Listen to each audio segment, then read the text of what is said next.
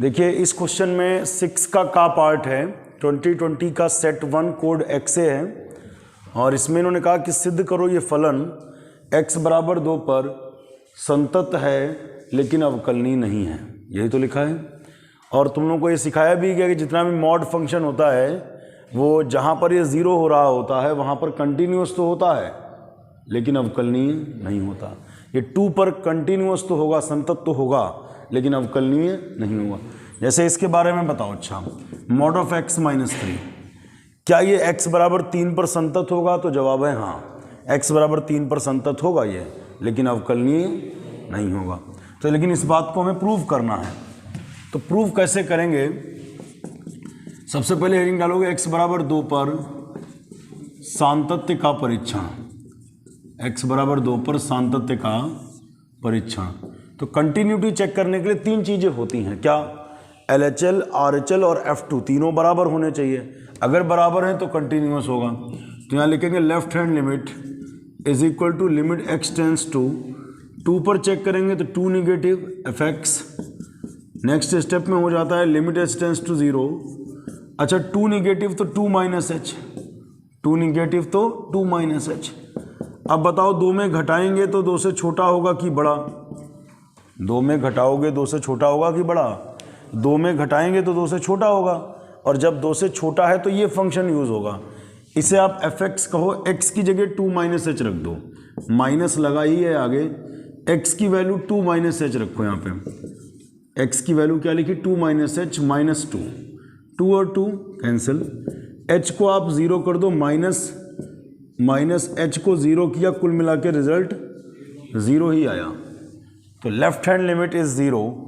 Now right hand limit, right hand limit कैसे निकलेगी? Limit x tends to, इसमें अगर 2 निगेटिव होता है तो इसमें 2 पॉजिटिव होता है।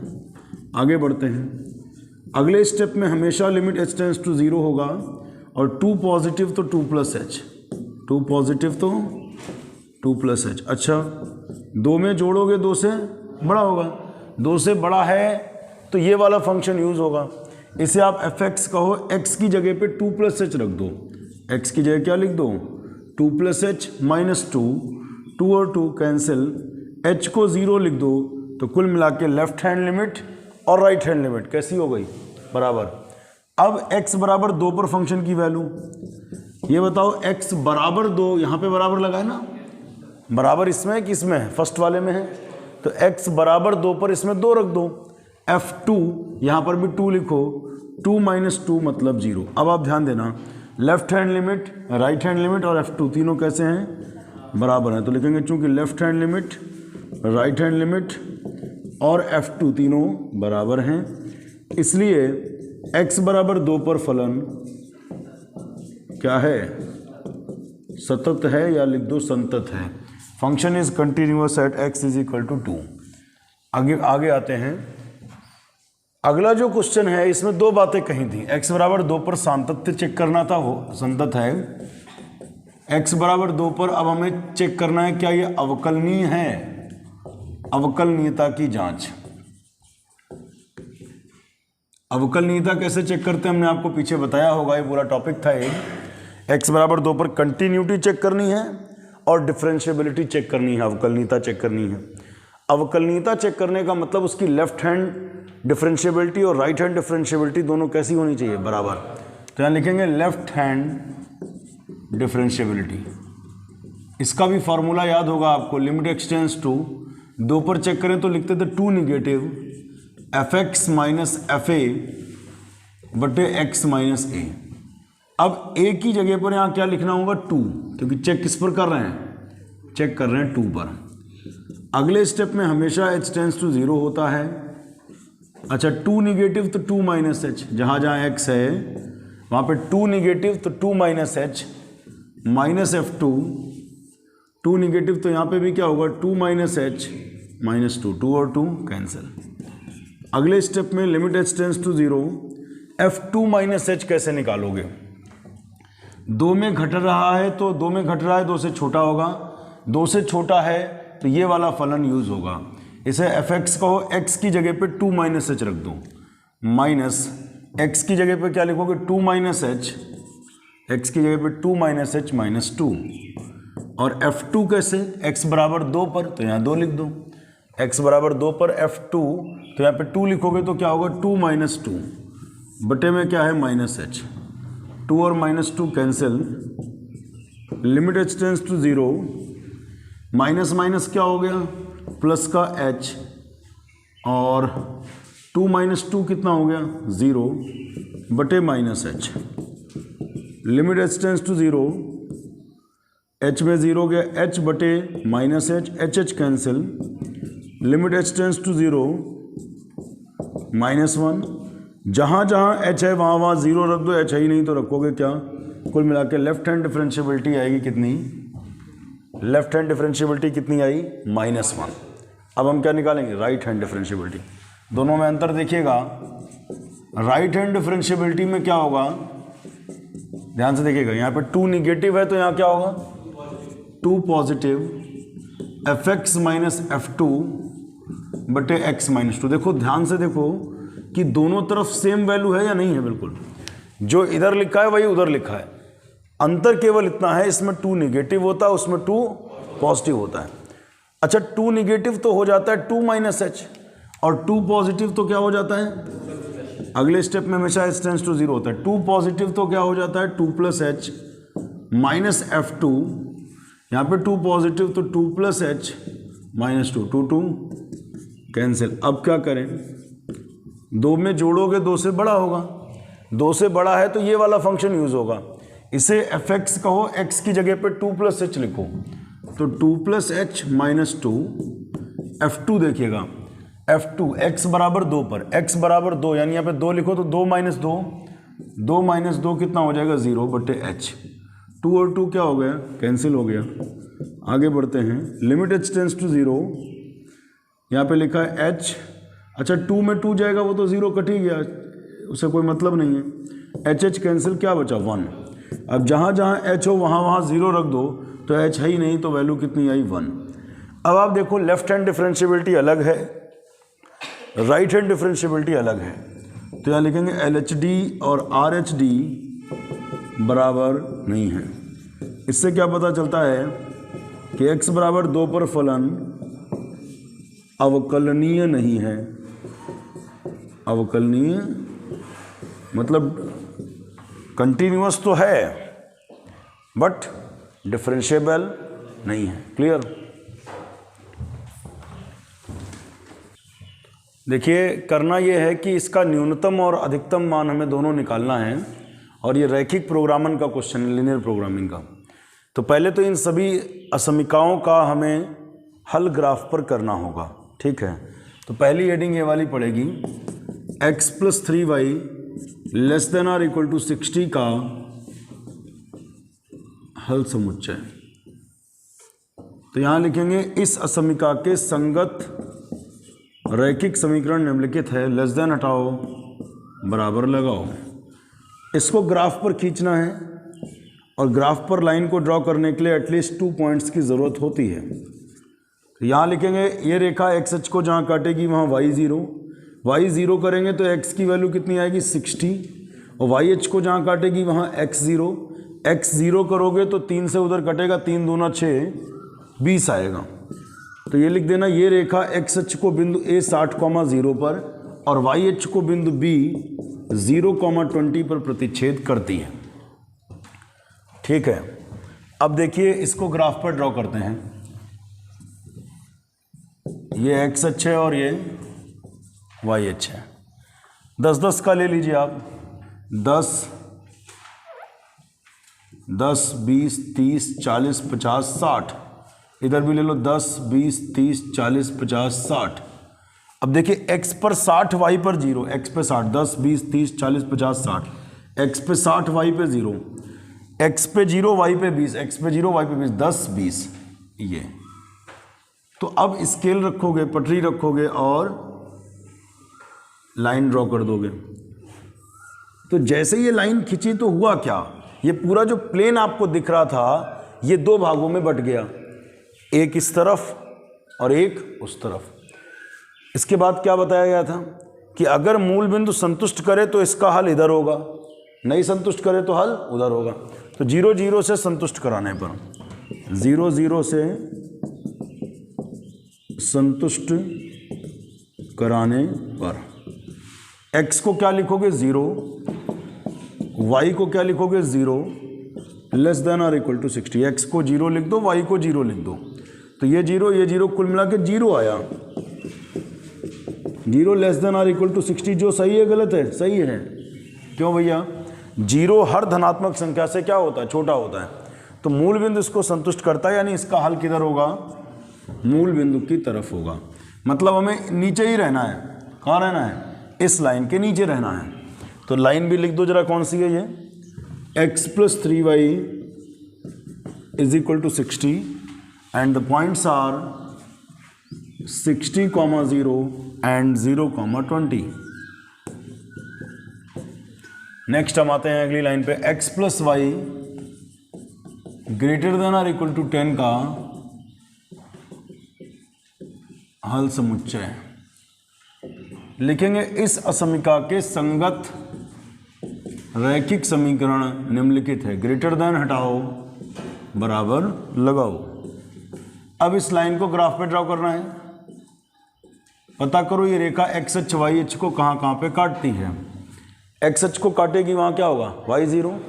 y जब 0 करेंगे तो x की वैल्यू 10, और y अक्ष को काटेगी तो x 0 करेंगे तो y की वैल्यू 10। तो पॉइंट आएगा 10, 0 एंड 0, 10। देखिए 10, 0 कहाँ पे होगा? x पे 10, y पे 0, 10, 0। फिर x पे 0, y पे 10, ये हो जाएगा। ये लाइन हो गई कौन सी बताओ? ये लाइन कौन सी हुई? x + y is equal to 10 and the points are 10, 0 and d point is 0, 10। ये समझ में आ रहा है? कौन सी? ये वाली लाइन। अब देखिए ये लाइन हमने इसके करस्पॉन्डिंग बनाई और हमने कहा ये रेखा x अक्ष को जहाँ काटेगी y 0, y जब 0 किया तो x की वैल्यू कितनी मिली? 10, और जब x 0 किया तो y की वैल्यू क्या मिली? 10। तो पॉइंट आया 10, 0, 0, 10, यानी x पे 10, 10, 10 का लिया था ना, 10, 20, 30, 40, 50, 60, x पे 10, 10, 0 ये हो गया और 0, 10 ये हो गया। इनको मिला के लाइन खींच दी। अब अगर 0, 0 संतुष्ट करेगा तो हल इधर होगा, नहीं करेगा तो उधर होगा। तो 0, 0 से संतुष्ट कराओ। 0, 0 से संतुष्ट कराने पर x को क्या लिखोगे? 0, y को क्या लिखोगे? 0, 0, 0, 0। क्या 0 बड़ा है 10 से? जो असत्य है, 0 बड़ा नहीं होता है। 0 तो 10 से क्या होता है? छोटा होता है। क्या 0 बड़ा है 10 से? नहीं, 0 तो छोटा है। बोलो, बराबर भी नहीं है, बड़ा भी नहीं है, यानी ये गलत लिखा है। यानी मूल बिंदु संतुष्ट नहीं कर रहा है। करता तो हल इधर होता, नहीं करते तो हल ऊपर होता। यानी हमें इस लाइन के ऊपर रहना है। अब देखिए क्या हो रहा है यहाँ पे, हमें इस लाइन के नीचे रहना है और इस लाइन के ऊपर रहना है। अभी तक देखो तो बीच का एरिया आ रहा है, मतलब इसके ऊपर वाला और उसके नीचे वाला।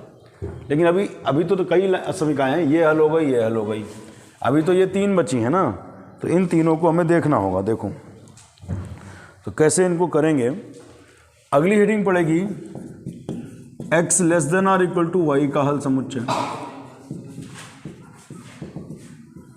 लिखेंगे इस असमीका के संगत रैखिक समीकरण निम्नलिखित है। लेस देन हटाओ, बराबर लगाओ। और ये रेखा आप जानते हो, पहचान गए होगे किस रूप की? y बराबर mx रूप की है। जो y बराबर mx रूप की है, कहाँ से जाएगी? मूल बिंदु से होकर जाएगी, 0, 0 से जाएगी। बोलो, y बराबर mx की है, m बराबर 1, tan थीटा 1, थीटा 45 आएगा। यानी ये y बराबर mx रेखा आपको पता होनी चाहिए कैसे बनती है, याद होना चाहिए बिल्कुल। y बराबर x रेखा जो होती है वो बिल्कुल बीच से जाती है 45 डिग्री के एंगल पे, इस तरफ बनती है। ठीक है, ये याद कर लो कि y बराबर mx है, वो कहाँ से जाएगी? मूल बिंदु से। अच्छा, जैसे ये लाइन ड्रॉ हुई तो 2 बातें हो गई, मतलब एक इधर का हिस्सा, एक उधर का हिस्सा। अब की बार मूल बिंदु से संतुष्ट आप करा नहीं सकते। क्यों? मूल बिंदु ना इधर है ना उधर है, वो तो रेखा पर ही है। तो किसी भी बिंदु से करा लो, इससे करा लो या इससे करा लो, ये संतुष्ट करेगा तो हल इधर होगा, नहीं करेगा तो हल उधर होगा। ये करेगा तो ये भी करेगा, मतलब इधर वाले सब संतुष्ट करेंगे, और ये नहीं करेगा तो इधर वाले कोई नहीं करेंगे, उधर वाले सब करेंगे। तो tan 0 से संतुष्ट कराने पर, tan 0 से संतुष्ट कराने पर x की जगह पर क्या रखो बताओ? x की जगह पर 10 रख दो, x की जगह पर 10 रख दो और y की जगह पर 0 लिख दो। ये सही है क्या बताओ? 10 छोटा है 0 से? नहीं, बड़ा होता है, जो असत्य है, जो क्या है, यानी ये पॉइंट संतुष्ट नहीं कर रहा। करता तो हल इधर होता, नहीं करेगा तो हल, अगर ये संतुष्ट करता सही होता तो हल इधर होता, असत्य है तो हल उधर होगा। इन दोनों का मतलब हमने तुम लोगों को बता ही रखा था फर्स्ट क्वाड्रेंट में। x और y दोनों 0 से बड़े कहाँ होते हैं? तो लिख देना, इसकी जब हेडिंग डालना कि इन असमीकाओं का संयुक्त हल प्रथम चतुर्थांश में स्थित होगा। तो अब बताओ, पहले चतुर्थांश का वो हिस्सा तुम्हें चाहिए जो इस लाइन के नीचे हो। ध्यान देना, इस लाइन के क्या हो? नीचे हो, इसके ऊपर हो, इसके इधर हो और पहले में हो। तो क्या यही आ रहा है? आप देखो, ध्यान से देखकर बताओ मैं, क्या यही तो हल है कि नहीं है? बताओ फिर से एक बार समझ लो ये क्यों छायांकित किया गया। क्योंकि हमें इस लाइन के क्या रहना है? नीचे। इसके कहाँ रहना है? ऊपर। इसके कहाँ रहना है? इधर। और पहले चतुर्थांश में रहना है। समझ में आ रही बात? यही सुसंगत क्षेत्र है हमारा। और अब हमें पॉइंट्स चाहिए, कॉर्नर पॉइंट्स। तो इसमें कॉर्नर पॉइंट 4 हैं, 1 2 2 तो पता है, ये P और Q हम मान लें इसको, ये हमको निकालने पड़ेंगे। ठीक है, देखिए P और Q कैसे निकलेगा।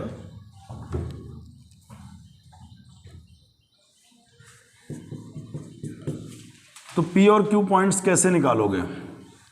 ध्यान देना, इस लाइन को और इस लाइन को हल कर लो। x + 3y is equal to 60, एक लाइन ये है और एक लाइन है y बराबर x। y बराबर x ऊपर रख दो, y की जगह पर x रख दिया बराबर 60। 3 और 1 4x बराबर 60। 4 से काटो, 4 1 कम 4 2 6, 2 बचे 20, 4 पंचे 20। x बराबर 15, तो y बराबर x है, x की वैल्यू 15 रखो। तो 15,15 P पॉइंट क्या बनेगा? 15, यहाँ भी दिखा दो 15,15। अब हम दूसरे वाले इस पॉइंट पे आते हैं। ये कैसे मिलेगा? ये लाइन कौन सी है बताओ? x + y is equal to 10, ये हो गई। ये लाइन कौन सी है? y बराबर x। y बराबर x इसमें रख दो, y की जगह पर x लिखो। x और x 2x is equal to 10, 2 पंचे 10, x बराबर 5, तो y बराबर कितना? x की वैल्यू 5 लिखो तो y 5 हो गया। तो पॉइंट क्या मिलेगा बताओ?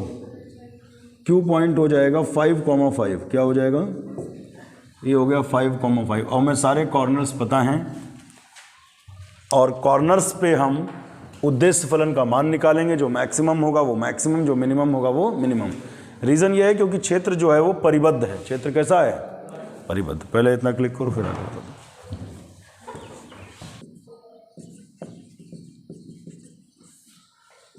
z बराबर पढ़ दो जना।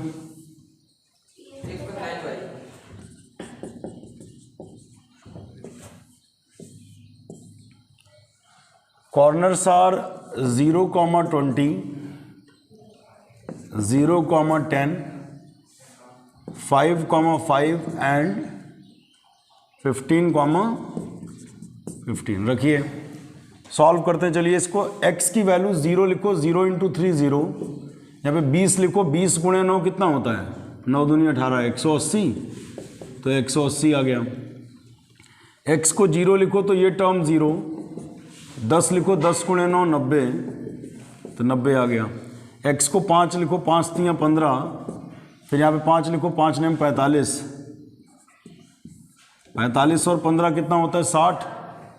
15 लिखो, 15 × 3 45 और 15 9 135 और 45 180 होता है क्या? तो इसमें न्यूनतम कौन सा मान है? 60 और अधिकतम 180। तो यहाँ लिखोगे 5,5 पर न्यूनतम मान बराबर कितना? 60 और अधिकतम 0,20 तथा 15,15। 0,20 तथा 15,15 पर अधिकतम मान बराबर 180। ठीक है, देखिए क्वेश्चन क्या लिखा है। एक सर्किल दिया है, पहचान का है, ये तुम लोगों का जानते हो, x² + y² = a²। पहले इसको ड्रॉ कर लेते हैं। ये एक ऐसा कर्व है, एक ऐसा वृत्त है जिसका केंद्र आप जानते हो 0 0 होता है और त्रिज्या 2 होती, 4 का वर्गमूल ले लो 2। तो केंद्र 0 0 और त्रिज्या 2 है, केंद्र 0 0 है और त्रिज्या 2 है, तो ये पॉइंट हो जाएगा 2,0 और इधर ऋण दिशा में है तो क्या हो जाएगा -2,0। तो सर्किल आपने ड्रॉ किया। ये समाकलन के अनुप्रयोग का क्वेश्चन है। मेन इसमें काम होता है पहले आप इसका ग्राफ खींच पाएँ। तो ये सर्किल है जिसका सेंटर 0 0 रेडियस 2। ये लाइन अभी पिछले सवाल में भी आई थी, y = x, हमने कहा था याद होनी चाहिए, y = mx मूल बिंदु से जाती है। तो ये y = x लाइन इस तरीके से बनती है, आप सभी जानते हो। ये लाइन कौन सी है, y = x। और इन्होंने तीसरा क्या दिया, x अक्ष। तीसरा क्या दिया, इन तीनों से घिरा क्षेत्रफल हमें ज्ञात करना है। फिर समझ लो, इसमें लिखा है ये कर्व, ये लाइन और x अक्ष से घिरा क्षेत्रफल निकालना है। मतलब हमें ये वाला एरिया चाहिए बेटा, ये यही तो गिर रहा है, ध्यान से समझिएगा जरा। इन्होंने कहा कि ये लाइन, ध्यान से समझना, ये लाइन x अक्ष और कर्व, 3 बातें बोली हैं। क्या क्या बोला फिर समझ लो। ये लाइन x अक्ष और कर्व। अब आप कहोगे सर इधर भी तो ये हो रहा है, ये लाइन कर्व और x अक्ष, ये क्यों नहीं ले रहे बताओ? क्योंकि उसमें लिखा है प्रथम चतुर्थांश में। अदरवाइज हम क्या करते, निकालते इतना ही, उसका डबल कर लेते, क्योंकि जितना ये होगा उतना ही ये होगा। लेकिन नहीं, इस बार डबल नहीं करेंगे। तो कैसे लगाएं, हमें पहले तो ये पॉइंट चाहिए होगा, क्योंकि लिमिट ज़रूरत पड़ेगी ना। तो पहले तो हम पता कर लें कि ये कर्व और ये लाइन एक दूसरे को काटते कहाँ पर हैं। तो चलो इन दोनों को हल करते हैं। y की जगह पर x रखो तो x² = 4, x² 2x² = 4, तो 2 दूनी 4, x = √2 आएगा। बल्कि आना, इसे लिखना चाहिए जानते हो क्या, ±√2। ये क्यों लिख रहे हैं बताओ? क्योंकि एक यहाँ के लिए होगा और एक यहाँ के लिए, इधर वाले से हमें कोई मतलब है नहीं। लेकिन और y = x है और x = ±√2 है, तो कुल मिला के 2 पॉइंट आएंगे, √2, √2 और एक और होगा -√2, -√2। तो ये एक ऊपर पॉइंट हो गया यहाँ पर, बताओ क्या, √2, √2 और एक नीचे होगा -√2, -√2। उससे कोई मतलब है नहीं। अब यहाँ से हम लंब डाल देंगे, यहाँ से x अक्ष पे क्या करेंगे, लंब डालेंगे। पहली दूरी x अक्ष पे दूरी हो गई √2 और दूसरी दूरी y अक्ष पे ये भी हो गई √2, तो कुल मिला के पॉइंट क्लियर हो गया, √2, 0। अब क्या करें, ध्यान से देखिएगा जरा, इसका नाम लिख दें OABC। अब यह लिखेंगे रिक्वायर्ड एरिया। रिक्वायर्ड मतलब क्या होता है, अभीष्ट, जो हमें निकालना है। Area of the part OACO, area of the part OACO, OACO plus area of the part ABCA, area of the part ABCA। Now इस पर लिमिट क्या रहेगी, 0 से √2 लिमिट रहेगी, 0 से √2। और x अक्ष पर है ना ये एरिया, x अक्ष पर क्या फॉर्मूला होता है, y dx। और y देगा कौन, 0 से √2 लिमिट रहेगी, 0 से यहाँ देख लो 0 से √2, या ये देखो 0 से √2, y dx। y कौन देगी, लाइन देगी। y कौन देगा, लाइन देगी। लाइन से y की वैल्यू रखेंगे, प्लस आगे की लिमिट बताओ भाई क्या होगी, √2 से 2, चाहे यहाँ से देखो √2 से 2 या √2 से 2, √2 से 2 y dx। और y कौन देगा, ये कर्व देगा। कर्व है कौन सा, सर्किल। सर्किल से y की वैल्यू निकालोगे तो x² उधर जाएगा और रूट लगेगा। y यहाँ पे कौन देगा, सर्किल देगा।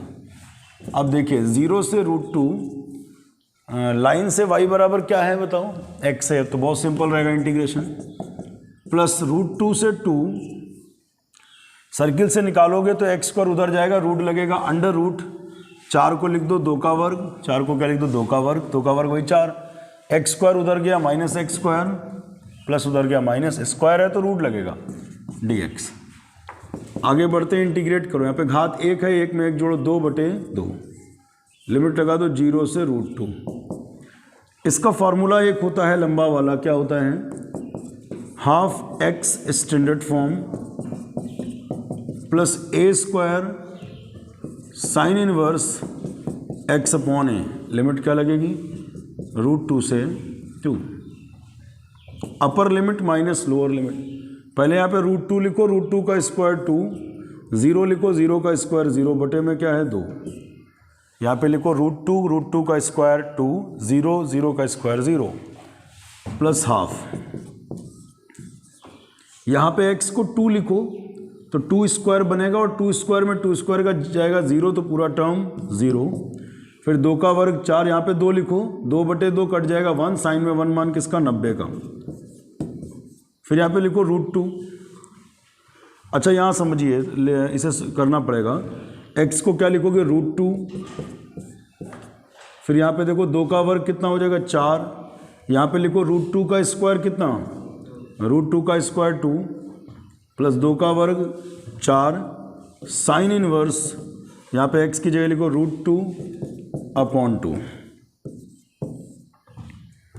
अभी क्या करना है, 2 - 0 2, 2/2 1 हो जाएगा प्लस 1/2, 2 से घाटो 2 दूनी 4 तो 2 पाई हो गया, माइनस माइनस अंदर भेज दो √2, 4 में 2 गया 2 तो भी √2, ये माइनस अंदर भी जाएगा, -4 साइन इनवर्स। इस नीचे वाले 2 को डबल रूट पहना दो, 2 था इसे रूट कर दो √2, 1 कट जाएगा। अच्छा साइन में 1/√2 किसका मान होता है बताओ, किसका होता है, 45 का होता है। किसका होता है, साइन में 1/√2 मान किसका होता है, 45 का, π/4 का। फिर 1 + 1/2, आगे देखते हैं, 2 पाई, √2 की मल्टीप्लाई क्या हो जाएगी 2, और 4 4 कट जाएगा तो कितना आ जाएगा, पाई आ जाएगा। अब बताओ 1 + 1/2, 2 पाई में पाई गया तो बताओ कितना होगा, 2 पाई में पाई गया बोलो, पाई -2। अब क्या किया जाए, एलसीएम ले लीजिए, 2 1 कम 2 प्लस आगे जो लिखा है π-2/2, तो कुल मिला के इसका आंसर आ जाएगा π/2। आगे लिख देना वर्ग इकाई क्योंकि एरिया है, ठीक है। बहुत सिंपल क्वेश्चन दे दिया 5 नंबर में, सबसे आसान प्रश्न है 5 नंबर में जितने अभी तक करे। एक बैग है जिसमें 5 लाल 4 काली 3 सफ़ेद गेंद हैं, एक के बाद एक करके 3 गेंदें निकाली जाती हैं, और ये लिखा है शायद निकाली हुई गेंद थैले में नहीं रखी जाती है। मतलब एक निकाली रख दी बाहर, फिर दूसरी निकाली, वापस नहीं डाली, कई बार वापस डाल देते हैं, फिर दूसरी निकाली, फिर उसे बाहर फेंक दिया, फिर तीसरी निकाली बिना वापस किए। तीनों गेंदों के लाल होने की क्या प्रोबेबिलिटी है। तो सबसे पहले तो पहली गेंद के लाल होने की प्रायिकता निकालो। पहली गेंद के लाल होने की प्रायिकता, पहली गेंद के लाल होने की प्रायिकता, तो इसमें लाल गेंदें हैं कितनी बताओ, 5 लाल है। टोटल कितनी है, 4 3 7 5 12, 5/12। अब दूसरी गेंद के लाल होने की प्रायिकता यहाँ लिख देना, चूंकि निकाली हुई गेंद थैले में वापस नहीं रखी जाती इसलिए थैले में शेष गेंद है। अब बताओ गेंद कितनी बची थैले में, 11। 4 3 7 5 12 थी, एक निकल गई तो 11 नहीं बची, एक कम हो गई। अच्छा लाल कितनी बची, लाल थी 5, एक लाल निकल गई तो लाल अब बची 4। तीसरी गेंद के लाल होने की प्रायिकता, अब गेंद एक और कम हो गई 10, लाल थी 5, 2 लाल निकल गई, 5 में 2 गई तो 3 बची। अब लिखेंगे अभीष्ट प्रायिकता, अभीष्ट प्रायिकता। ये घटनाएं स्वतंत्र हैं कि अपवर्जी हैं, स्वतंत्र हैं क्योंकि तीनों हो सकती हैं। तो तीनों का मल्टीप्लिकेशन कर दो, 5/12 गुणे 4/11 गुणे 3/10, तो 4 तियाँ 12 से कट गया और 5 दूनी 10 कट गया, 11 दूनी 22, यही आंसर हो गया। बोलो ठीक है।